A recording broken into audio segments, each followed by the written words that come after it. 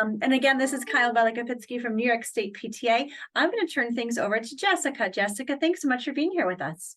And everybody, that chat is open. So as you go forward, if you do have questions, you can drop them right in the chat. And Jessica, you can decide whether to answer them as we go forward or at the end. It's totally your choice. I really appreciate you being here, and thank you so much. Thank you. And like Kyle said, I'm Jessica with the New York Council on Problem Gambling. I actually just started with the council in May, so I just hit my 6-month anniversary, but I've been working with them for about 5 years now. Previously, I was a prevention provider for Onondaga County, which is in Syracuse, New York, or based in Syracuse, New York. So I did a lot with youth gambling prevention through New York Council on Problem Gambling at the county level when I was with Prevention Network. So we did a lot of things like getting resolutions instated. We did a lot of youth presentations and things like that. So I'm very familiar, and I'm excited to be here to share some information with you today. If you want to put questions in the chat throughout, I would be happy to keep an eye on it and answer as we go. And I have a lot of material to cover, but I think that it should be hopefully more of a discussion and less of me talking at you. So I hope that you guys get something out of it too. So like I said, I am with the New York Council on Problem Gambling. Hang on one second here. And I'm just going to open a second screen. Hang on. I have 2 monitors going. If it looks like I'm not looking at you, sorry. All right.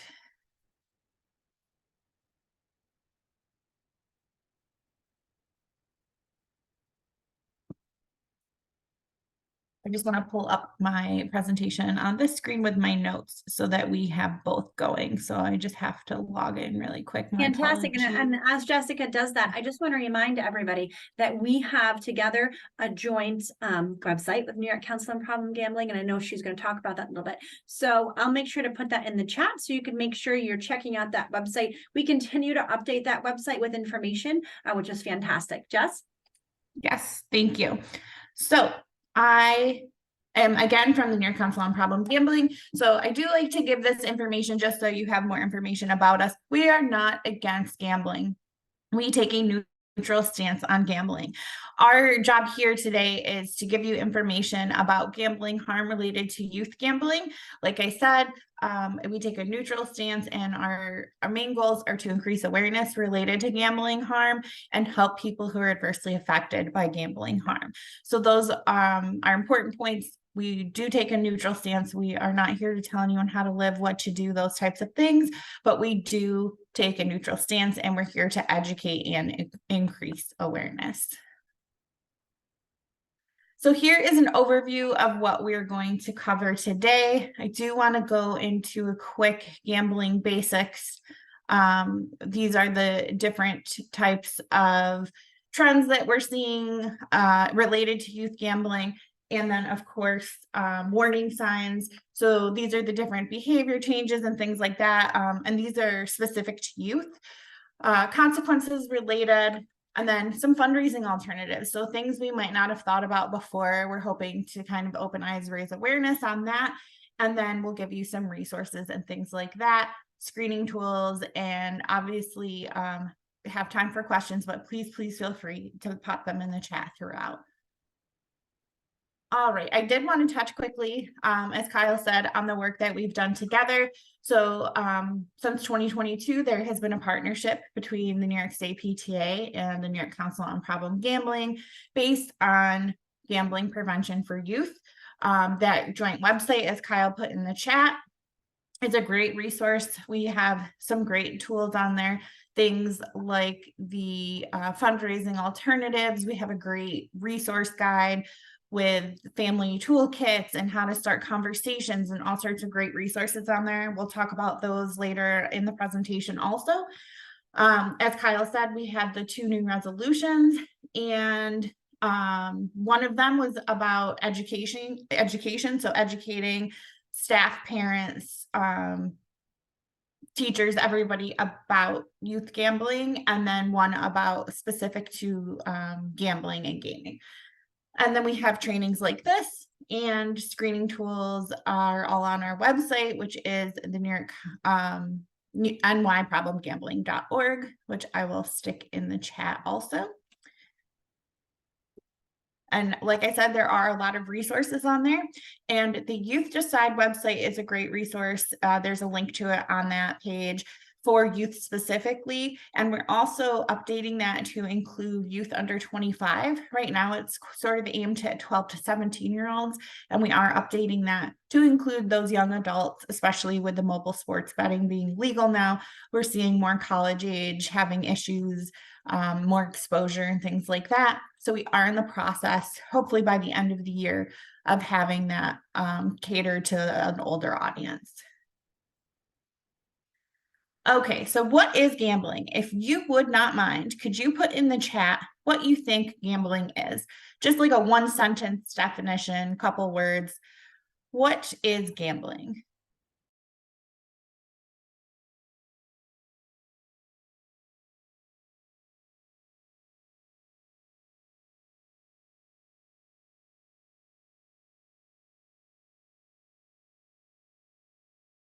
And I would love to have somebody that was not a host see if the chat is working today, because we have some, oh, it is. Okay, perfect. Because we have some strong security settings on. Thank you.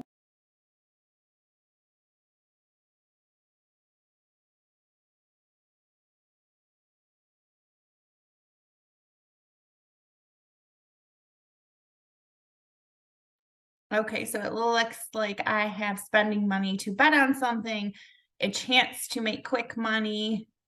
I love that word, chance. Using actual money to have a chance at winning something that you perceive to have value. I love that, Susan. The word value, that word chance. Placing a bet on the outcome of an event. Absolutely. Buying a chance to win. Spending money. All right. I think we are all right on the right track. So the actual definition is risking something of value on an event or game of chance in the hope of a desired result or something of greater value. So this leaves a wide open view of what gambling can be. It doesn't have to be money. It doesn't have to be cash. It can be anything from doing a job you don't want to do, to a pair of sneakers, to homework. I'll do your homework if that type of thing. So there's many different ways one can gamble, and maybe some ways that we have never thought about even.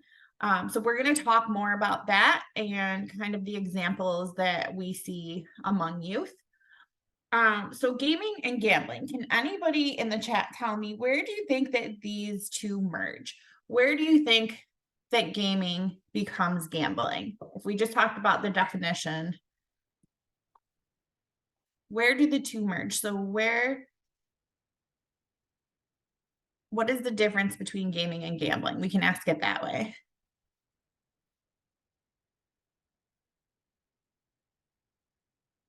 So loot boxes, buying things in the game.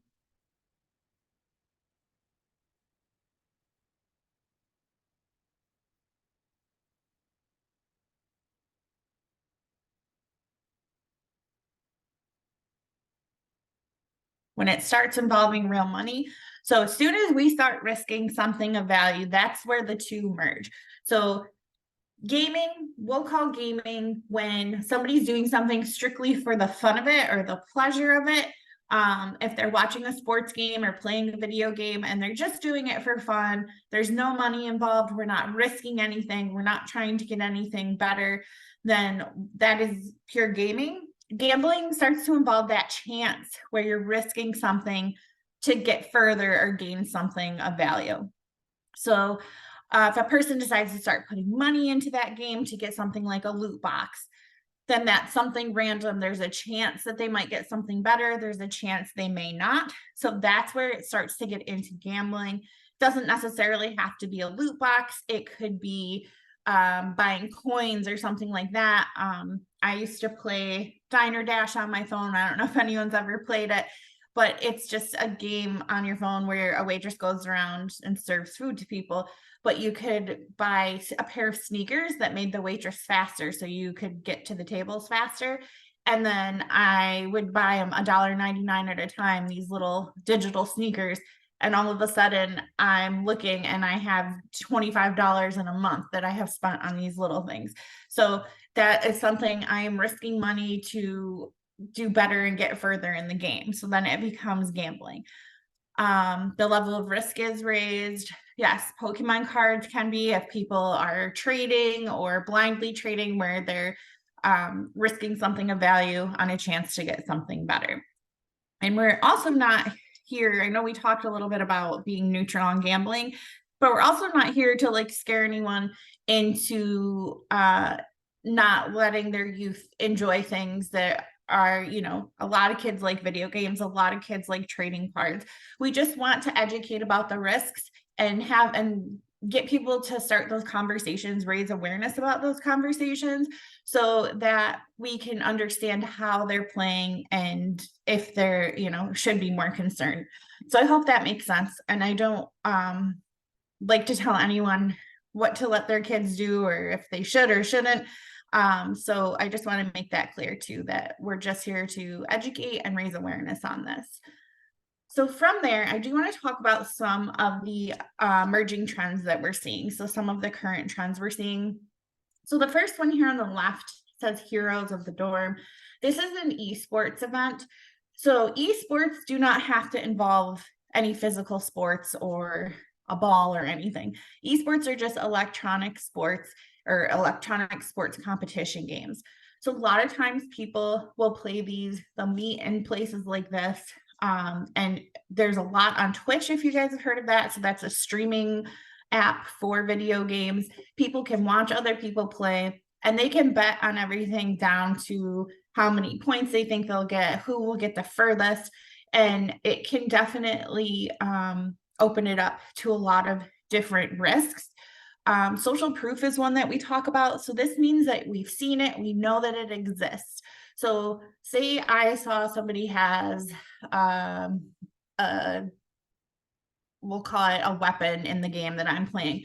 So I see someone I play online with has this special sword and I'm like, oh man, I want that. So I start spending money to get more points or get further in the game because I want to have that sword too.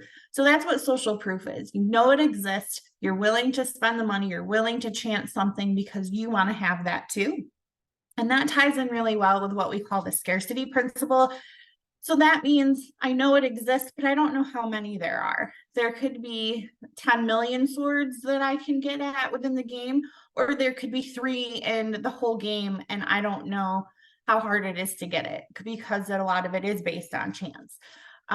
So that is where the scarcity principle comes in, and we have to be aware that we don't know how many are out there, and it could end up that we spend all this money to try to get it and we never do.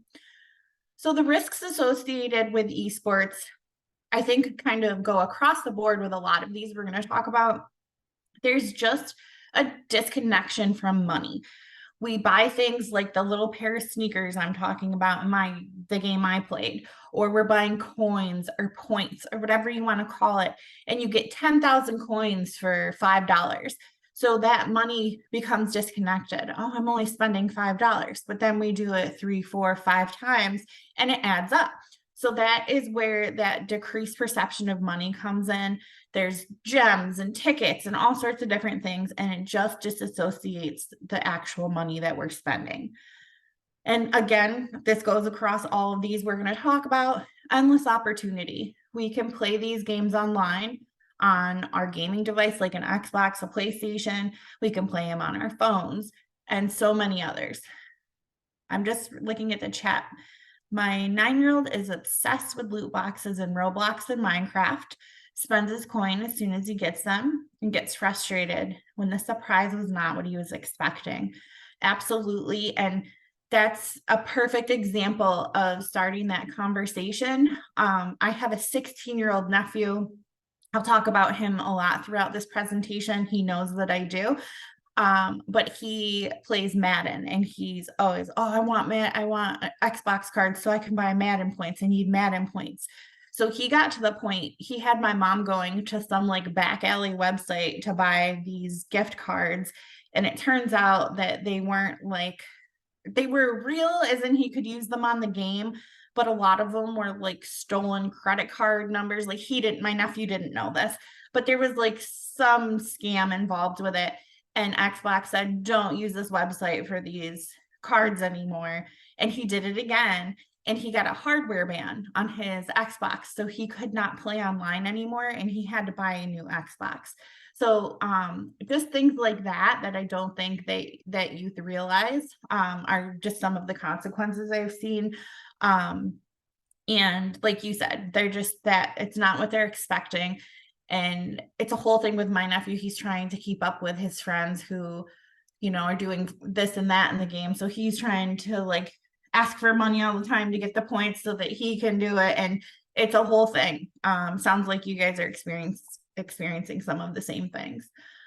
The next emerging trend I want to talk about is video games, video like casino games. So these are, we call them skill-based casino games, but they aren't actually skill-based. So they give you that false belief that you have the skill. So I could be the best centipede player in the world and I do really well on it on a video game console.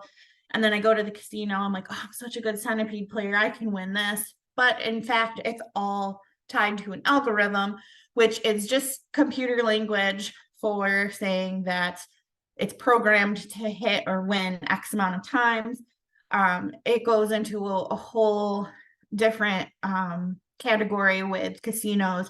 They put certain machines in the front that might be more likely to win because then people will see it. So like there's, casinos can obviously change that, but there's a lot of people that believe they know these inside secrets that will help them win.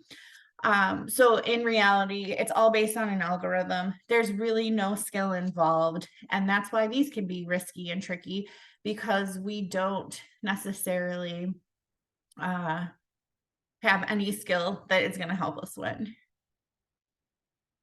They also appeal to the younger crowd, the video game. I think within our lifetimes, 20 years from now in the casino, we'll see Fortnite, slot machine or something like that, because it's going to want to appeal to that younger generation.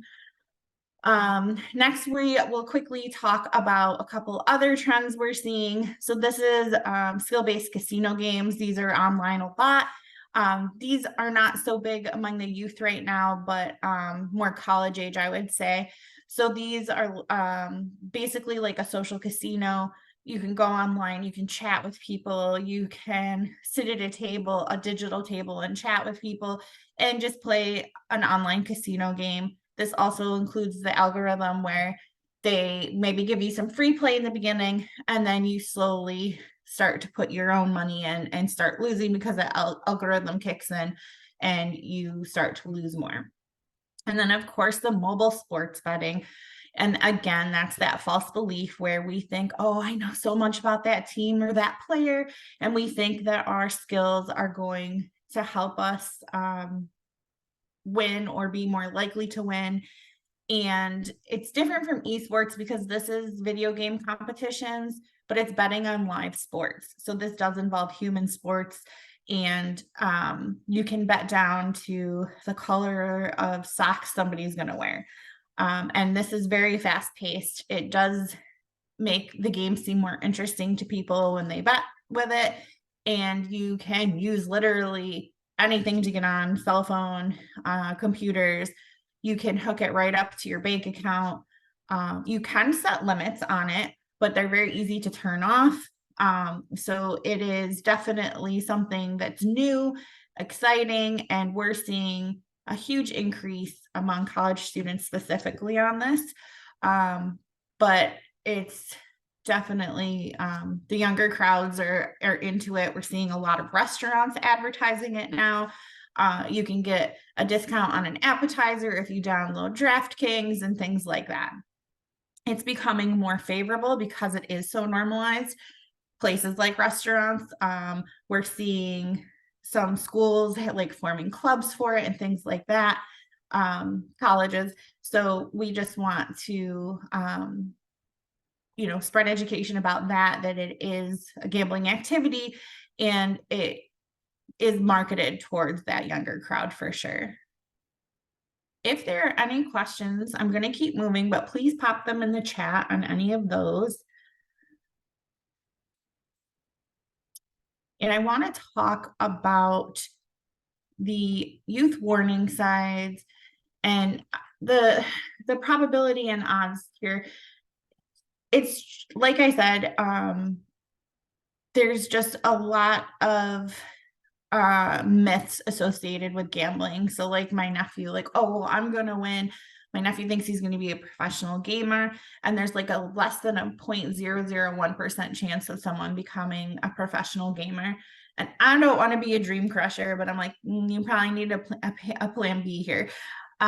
So there's really that little bit of luck, like, oh, if I keep playing, I'm going to have to win. I've played the lottery so many times and I haven't won, so I'm due for a big win. So those types of things are what we call gambler's fallacy.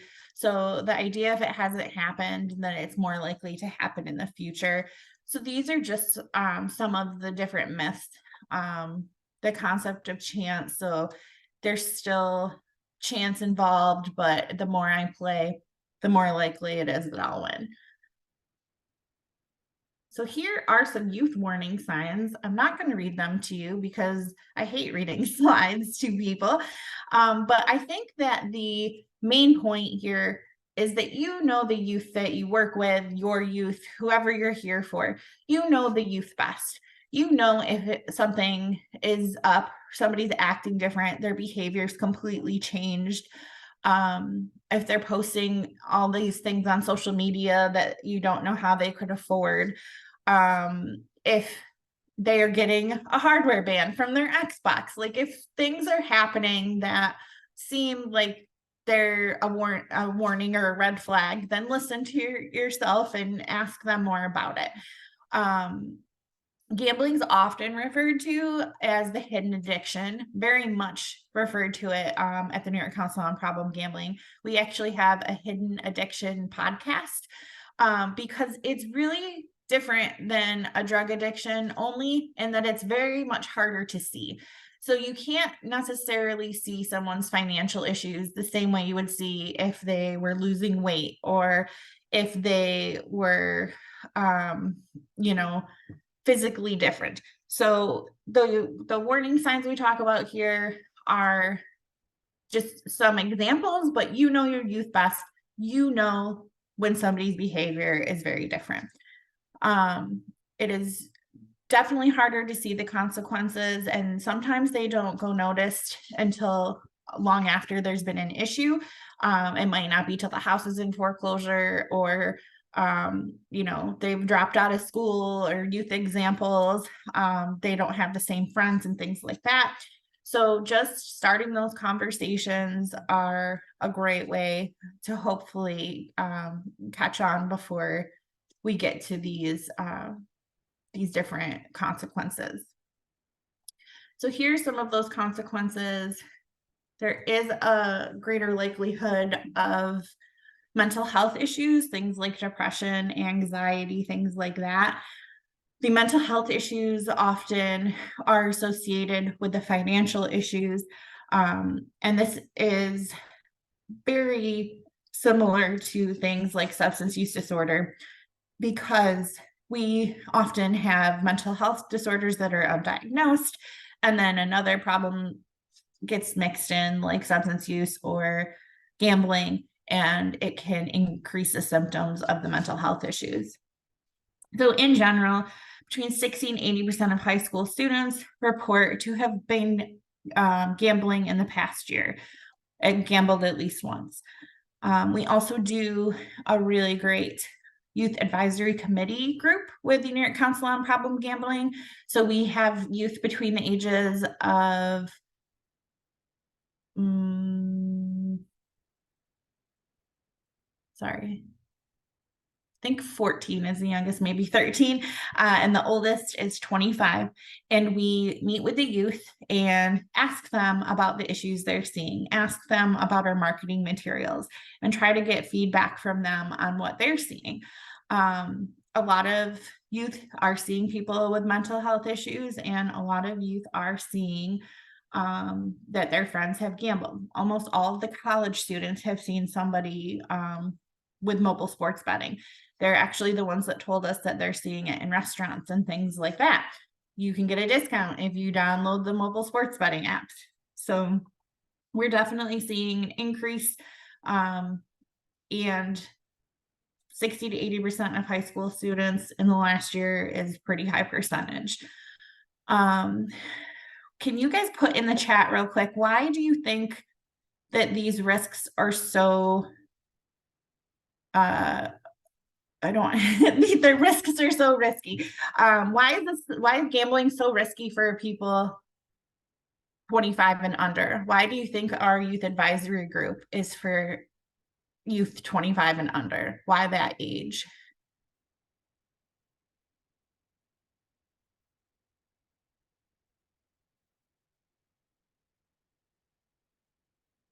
It's exciting, sets the tone for life.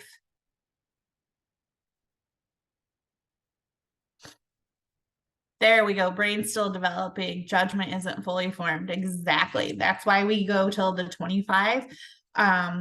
Brains are not fully developed. Decision-making skills are not fully developed. And the understanding of consequences is not there because that brain is not fully developed. This is probably, I think, one of the most important facts that is related to gambling. 1 in 5 people with a problem gambling disorder will attempt suicide, and that is the highest of any addiction. 1 in 5, so that's 20% of people with a gambling problem will attempt or die by suicide. Can you guys pop in the chat what your thoughts on that are? Why do you think it's higher than any other addiction? Shame, exactly, Kate. Anyone else? Why do you think 1 in 5 will attempt or die by suicide? Losing money for family, shame, embarrassment. No one knows they have a problem. Exactly. They can't see a way out. Exactly. Yes, you guys got it. So I'm sure this is very personal to the person, but in general, they're desperate. A lot of times they don't see any other way out. They may say, okay, let's do one last gamble. I'm due to win. Let's just put all the money that we have, and maybe no one knows they have an addiction. They bet the house, whatever, they bet every dime they have, they lose. Now they're completely hopeless. They have that shame of, I'm going to have to tell somebody, and this is the only way they see is out. So it can become very desperate. So we definitely have to consider the mental health issues on top of that that could be involved. The underdeveloped mind, if they're under 25, they don't have that decision making fully formed yet. Yeah, they assume their death relieves the family from having to pay. So yes, maybe they think that that's the only way they can protect their family. So I'm sure there's many different reasons, but I think in general, I think we've kind of touched on them all, that there's that shame, that guilt. And that's where that stigma comes into. The same with substance use disorder. We want to start changing our language and changing the ways that we talk about gambling, because we don't want to increase that shame and guilt and make people less likely to ask for help. I remember a couple of years ago, I went to a conference and someone was presenting and they kept saying the gambler, the gambler, the gambler. And they were talking about, the person with gambling disorder. So just saying the person with gambling disorder, hey, you're a person first before your disorder, right? Same with the word addict or the word I hate, like the junkie or things like that. A person with substance use disorder, just those little things that we can change can help reduce stigma. So I hope that makes sense to people. If you have questions about that, we can definitely talk more about that. I don't think kids see it as an addiction. They know about drugs and rehab, but not gambling rehab. They don't see gaming as gambling. Absolutely. So these are perfect ways to start conversations. So if your youth, and I say your youth, it doesn't have to be your child, the youth in your life, maybe you work with them, maybe you have a niece or nephew. So those conversation starters. I live near a Wegmans and there's lotto machines like right by the door where you leave. So my kids are still very little. They're 2 and 10 months, but I can just be like, hey, do you know what that is? And like point to the lotto machine. Like that's in my head, how I can just bring it up. Do you always win on those things like that? My mom always gets scratch offs and puts them on the Christmas tree instead of like stocking stuffers. That's what she does. So my nephew will like grab way more than he's supposed to. So that's a great conversation starter for me to be like, hey, do you think that if you take more, you're more likely to win? And do you think you're going to win? I saw him throw out a winner that was $1 because it was only $1. I was like, I know he sounds like a brat and you're not wrong. But so these are just some examples, like as ways to start conversations. It doesn't have to be a big sit down, serious talk, just asking, hey, do you know what that is? What is that game you're playing? Do you have to spend money on it? Do you know what gambling is? Things like that. Does anybody have any examples just from what we've talked about so far? Maybe, yeah, I don't want to put the person about the Roblox on the spot, but is there a way that you think you can kind of work this conversation into maybe the next time they ask for money? Do you think you'll get further in the game? Things like that, and kind of let them lead and do the, teach you. So if you have money, what will you do with it? Why do you need that? I bet you do. So lots of intersectionality between gambling and special needs. Can you tell me more about that, Megan? I don't know if you can come off mute or if you can put it in the chat. Megan, I'm turning your audio on. I'm going to turn on everybody's audio because I seem to know everybody here, which is so great. So everybody can unmute themselves if Jessica calls on you. Thanks, Ken. Hi, I was able to unmute. So I was part of the committee that helped to get the 2 youth gambling resolutions on the table and passed by our delegates this past weekend. It's very near and dear to my heart. My son, who is 9, is also on the autism spectrum. He's considered twice exceptional.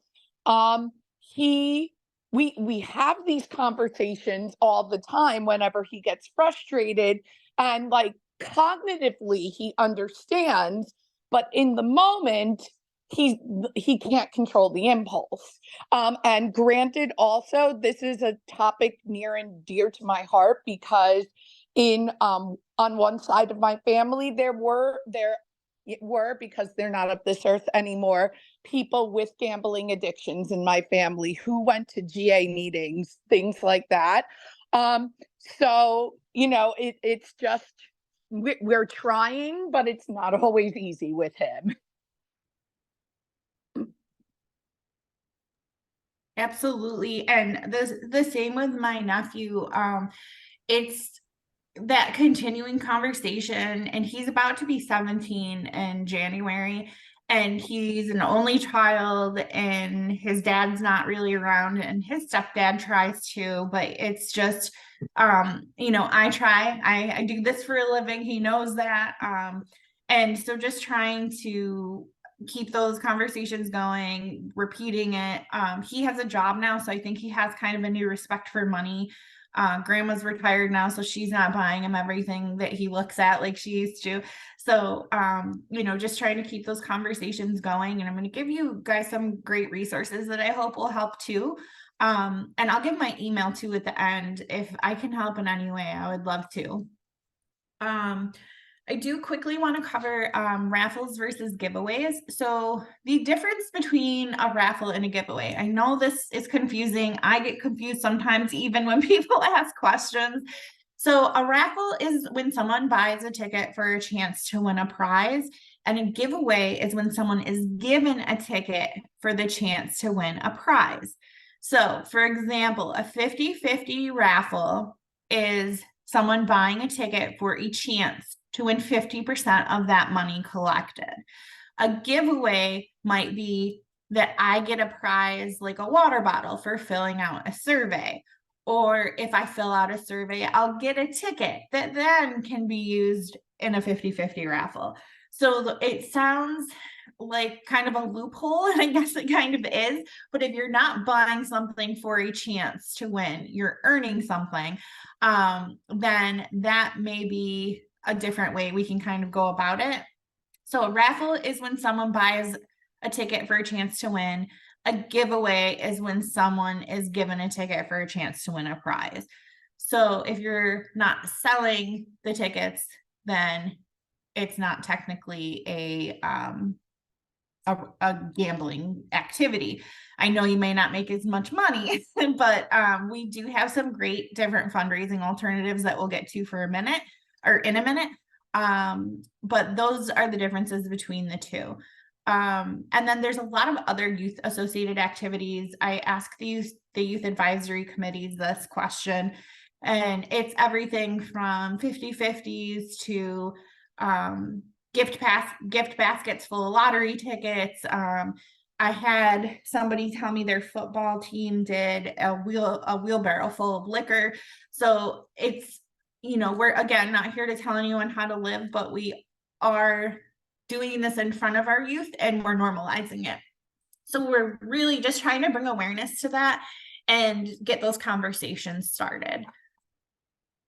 Would bring in a can of food for the drive, get a ticket, fall more into a giveaway? I would say that because you're not risking something necessarily of value. You're bringing in a donation and getting a ticket for it. So I think that would be very similar to something like a survey. You are earning a ticket for a giveaway. I hope that makes sense. All right. So is it gambling? I know these questions come, so this is our definition again. Are we risking something of value on an event or a game of chance? So are we risking something of value on a chance to get something better or a desired result? I'm glad that makes sense. Thank you. All right. Fundraising alternatives. I love talking about these, especially with like groups like this, because you guys always have better ideas than we do. So if you have ideas, pop them in the chat. I love to get more ideas. Scavenger hunts, garage sales, silent auctions. Try not to have a wheelbarrow full of liquor if you can. I mean, you can just make sure the youth know that it doesn't necessarily mean they should do it. They cannot just under PTA policy. They know okay, got it. So they are aware of that one for sure. Okay, cool. Dress down day, car washes, book fairs. I hate reading slides. So you guys see them there. There's a lot more on the PTA website with our Alliance partner page. There's even more on the New York Council on Problem Gambling page. We definitely have thought about these and are trying to find ways that aren't risking something of value. So if anybody has, like I said, any additional ideas, I would love to hear them. Let's see. Policy ideas. You guys are all about the policy. I'm very excited. So I could tell Brandy, Kyle, just to make sure it was 100% approved when you guys, was it your board or who was it that? Yes, as expected, our entire, all of our delegates voted them in, and they, I think I emailed you guys. All of our delegates voted them in, and they are now as a part of our approved resolutions. That's amazing. We also have on our website these gambling-free safe zone posters. These were huge with our youth advisory committee sessions. They really liked these. So it just is like a little poster you can print off, and the PDFs on our website. And it just says, hey, this is a space trigger-free gambling spot. If you're having issues with gambling or you're in recovery from gambling, you can hang out here and nobody's going to talk about it. Nobody's going to be on DraftKings. Nobody's going to be gaming, things like that. And then, of course, gambling-free events. So things like school fairs. I know a lot of the students told me they had like casino nights and things like that. So having gambling-free events is also great policy ideas. And then if you have a school handbook, I don't know if you're all PTA, but having a policy on gambling in a school handbook also can be beneficial and help get those conversations started. Silent auctions are not gambling. If people buy tickets and place those tickets for the prize, is that still gambling? So the silent auctions we're talking about are like if the clipboard's there and you say, I will pay $25 for this basket, and then somebody comes up behind you and says, I will pay $30. So that is what we're talking about, because you're not really risking anything. You're just buying something. You're offering to pay X amount of money for something. I hope that answers your question. If people buy tickets and place those tickets for the prize, is it still gambling? I'm not sure how that works. So I think you're saying if you buy a ticket for the silent auction, but if you have like a set amount and you're just buying the ticket and then it's kind of like a lottery system, I would say if you're planning to pay X amount and you pay that amount, then it would not be gambling. But if you are, if there's a chance you might have to pay more than what it's worth, then I would say it is. I don't know if that makes sense. You can come off mute, Susan, if that doesn't make sense, or you can if it does. No, I was just, some of our PTA units will have like, you buy tickets for their silent auction, and then they can put in as many tickets as they want into towards specific prizes, and then like the ticket gets pulled and they call the number, which to me then still feels like gambling. So I just wanted clarification on how we can run silent auctions, like, because they have it, so instead of a clipboard they're selling tickets, but I guess then that makes it gambling, right? So if they have 10 tickets and they're $10 each, so they have to, that would just mean that they have more chances to get the item. Yeah. Okay. I would say that it is gambling because they're buying money on a chance to win something of greater value. So I would say that that is gambling. And I would say, like, to a simple fix, for lack of a better word, could be just to have a clipboard out and people just put the amount that they want to pay, and then someone just pays more if that takes the chance, the chance out of it. Okay. Yep. Great. Thank you. Yeah, no problem. All right. I know we are getting low on time. So we just have also information for employers on our website. The link is in the chat. Like I said, that gives you like handbook policy samples and things like that. And just what else can we do? Find those teachable moments. Listen, let the youth do the talking, and have those conversations. Protective factors, I won't get into all this, but having these conversations, having adults like you in their life that can help them make positive decisions is definitely a protective factor, and helps lower risks for substance use and gambling. And I also just want to throw those resources I was talking about in the chat. These are things like the screening tools. Kyle, can I actually email you the resources and you can send them to them? Absolutely. Okay, that works for me. And did anyone have any quick questions? I know we are about out of time, and I don't want to keep do. So I want to go back to esports, if that's okay. Yeah, so, sure. And if is this your last slide, Jessica? No, but that's all right. Okay. I can go back. I don't want to take away your time, so I'll be super quick. It's okay. So esports seems to be growing in our school buildings, and it seems to be very much supported by districts, and there's college curriculum on esports and et cetera, et cetera. So it's my understanding that in talking with school leaders, because this came up at the School Superintendents Association meeting, it's very regulated by school districts. There is no chances, there is no money. So from that perspective, I would not consider esports in a sense that is happening in our schools gambling. Okay, yeah, That's gaming, Kyle. Yep, it's just gaming, and that's totally possible. It does not have to be both. Yep. So it's possible that esports is just gaming. Yes.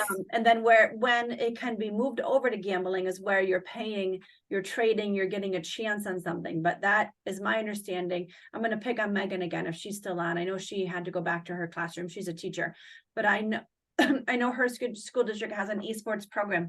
Megan, if you're still on, it's pretty regulated, right?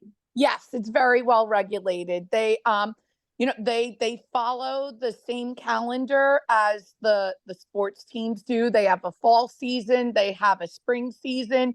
They play against other schools regionally as well as nationally. As a matter of fact, one of the the sub teams within the larger Oceanside Middle School esports team in their first year of existence was like in the top 5 nationally. Yeah, it's very well regulated. There's no loot boxes involved.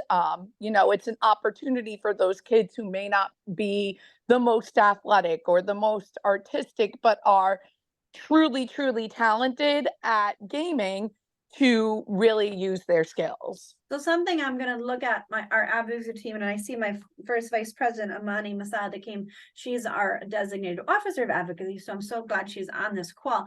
This might be something that we have to look at to add something to our guidance. So Amani, if you can put that on our list, that would be great. Okay, back to you, Jess. All right, thank you. I do want to quickly point out, we do have problem gambling resource centers throughout New York State. So we have regions, and each region has their own problem gambling resource center. So I will put that in the email to Kyle with the resources. And while they primarily work with adults, they can connect you to resources for youth. So every single place in New York State has somebody to reach out to. You also can reach out to me, but these are very treatment centered. Or if you want screenings and things like that. We also have a free self-screening, and I'll give you the link to that when I send Kyle the email. But the problem gambling resource centers are a great resource and can also come to like table events and things like that within your communities. And that is my contact information. That's my work cell phone. You can text, call, email, whatever's easiest for you.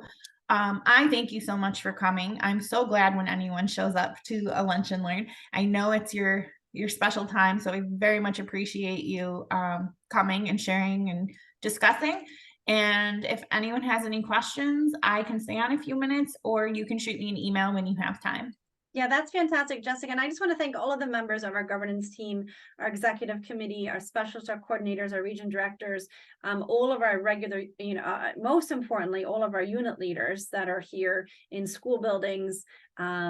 It's fantastic participation by everyone. I'll make sure that I send out all of the resources that Jessica sent us, and we'll get you a recording this too, because I was like watching the kind of recording a second way. But if anybody has any questions, I know Jessica will be happy to stay on as long as you need. I know many of you have to get back to your jobs or children or family, etc. But thank you to all of our unit leaders, all of our council leaders, all of our school leaders, and our governance team for being on here today. On behalf of our president, Helen Hoffman.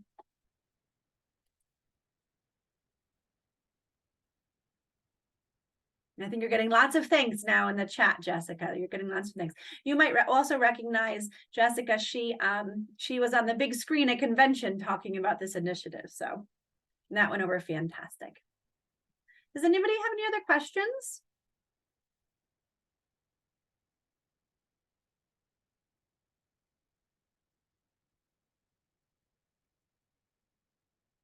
Last call for questions.